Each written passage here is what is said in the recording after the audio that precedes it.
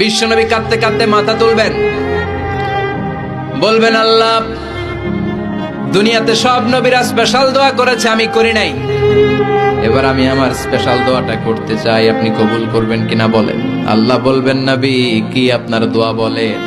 বিশ্বনবী বলবেন, আমার একটা উম্মত যার অন্তরের মধ্যে যাররা পরিমাণ ঈমান আছে, একবার আপনারে আল্লাহ বলে ডেকেছে, একবার আমি বিশ্বনবীর উপর দুরূদ পড়েছে, একবার শাহাদাতের বাণী আমার যে গুনাহগার উম্মত দুনিয়ার বুকে থেকে ঘোষণা দিয়েছে, ওই একটা উম্মত যদি জান্নাতে ঢুকতে না পারে, আপনি আমারে জান্নাতে ঢুকাতে পারবেন না।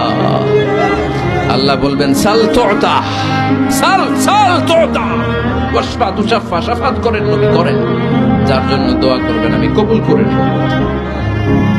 দুনিয়াতে বিশ্বনবী কম কষ্ট সহ্য করে নাই। 3 বছর শিয়াবে আবি তালেবে জেল খেটেছে। কয় বছর? দুর্ভিক্ষের বছরগুলোতে বিশ্বনবীর পেটে দানা পানি ছিল না। কলিজার টুকরা হাসান হুসাইন কই মাছের মতো ছটফট করেছে, জামিনে ক্ষুধার জ্বালায় বেহুশ হয়েছিল। বিশ্বনবী যদি ওই স্পেশাল দোয়াটা করতেন, জান্নাত থেকে খাবারের বস্তা পাঠিয়ে দিত কে? ওই দোয়া করছিলেন? জেলখানায় আল্লাহরে বলছিলেন, আল্লাহ স্পেশাল দোয়া করলাম, জেল থেকে মুক্ত করে দেন, করছিলেন? যুদ্ধের ময়দানে নিজের দাঁত ভেঙেছে, উহুদের ময়দান সাক্ষী, বিশ্বনবীর মুবারক রক্তে উহুদের ময়দান রঞ্জিত হয়েছে। সেদিনও বিশ্বনবী ওই দোয়াটা করে নাই। চিল্লায় বলেন ঠিক কিনা? তায়েফের ময়দানে বিশ্বনবী কয়েকটা জায়গায়, 3 জায়গায় বেহুশ হলেন। বিশ্বনবীর মুবারক দেহ বেয়ে রক্ত ঝরলো। ওই কঠিন বিপদের দিনও বিশ্বনবী এই দোয়াটা করেছেন নাকি?